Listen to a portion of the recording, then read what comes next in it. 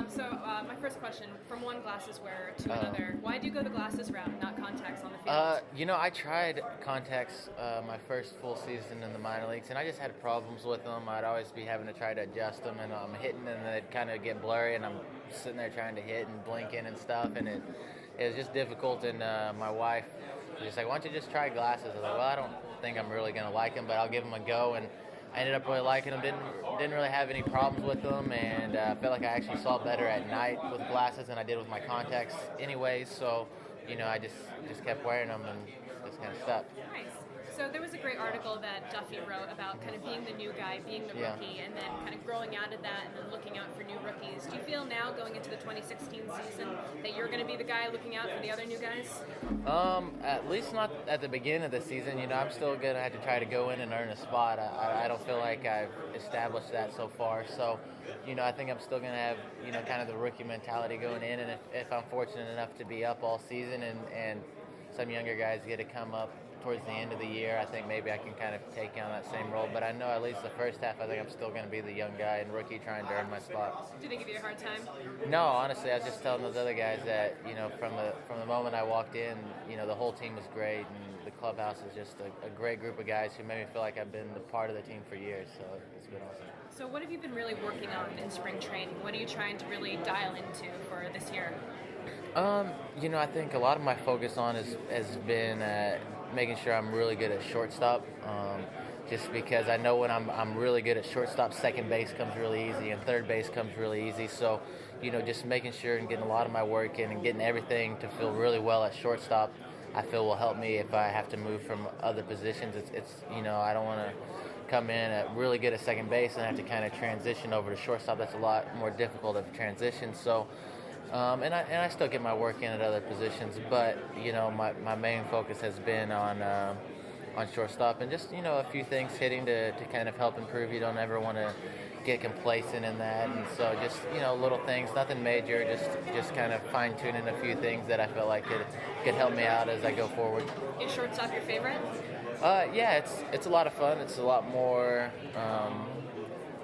work, I guess. You got to be you're involved in a lot more, and you got to be a lot really clean and sharp on a lot of things, because you don't have the ability to kind of take your time as opposed to like second base, and so there's a lot more work with angles and momentum that second base doesn't have. So that side of it's fun, the challenges and just the the calling of trying to be so precise on all that sort of stuff makes it a lot of fun. And that decision making, you have to really decide pretty quickly. Yes, yeah. Where do you train?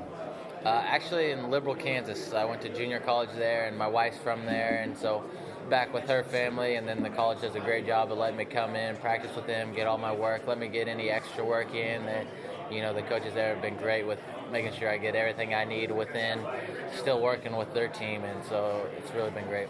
So when you're training for shortstop, let's say, is most of that training just physically on the field? I mean, in the sense of hit him in the hole for me, that kind of stuff. So you're working on your hole, the glove and all that stuff. Yeah, especially the range. Yeah, throwing from that far. Yeah, I mean, we get specifics.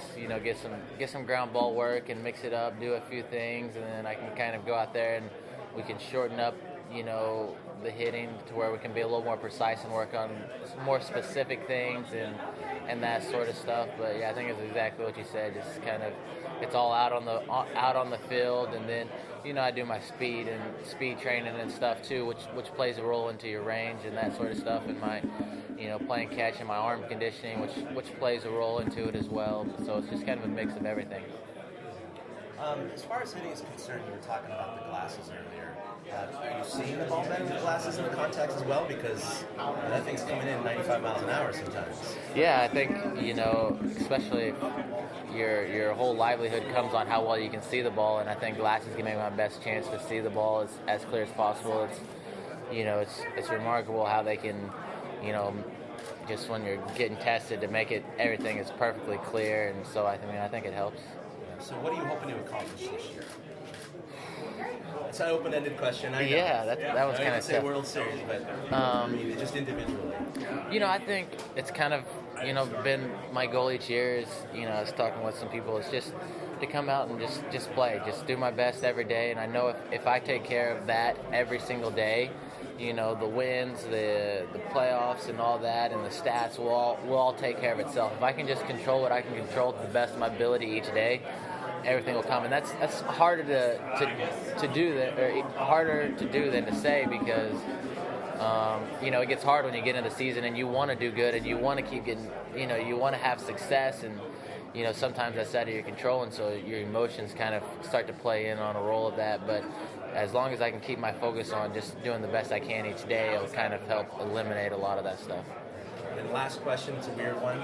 Yesterday, they confirmed the existence of gravitational waves, which may open up the possibility of time travel way down the road. If you could travel anywhere in time, when would it be?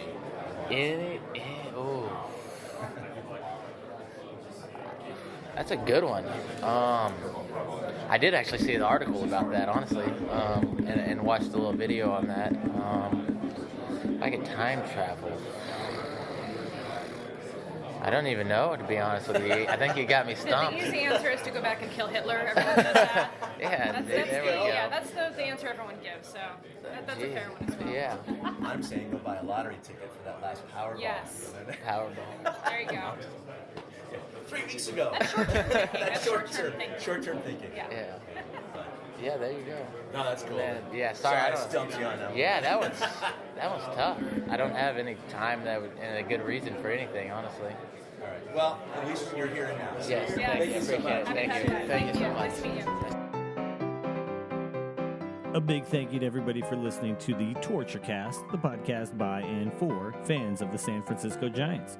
Follow us on Twitter at TortureCast. You can also like us on Facebook or check out our blog at TortureCast.com. I also want to say thank you to Ashcon and Bailey for letting us use their song Feeling Like a Giant for our intro. For Ben Lee and Chad King, my name is Willie Dills saying, we'll see you next time.